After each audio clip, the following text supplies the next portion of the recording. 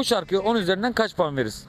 3. Senin en sevdiğin şarkı ne? Şebnem Ferah, Babam ve Oğlum.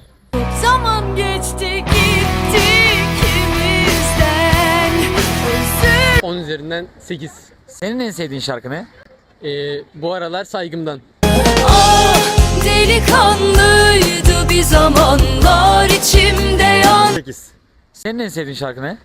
Yavuz Çetin, benimle uçmak ister misin? Benimle uçmak ister misin? Neden son diyemedim ama 9 derim. Yavuz Çetin severim. Senin en sevdiğin şarkı ne? Düşünmüyordum.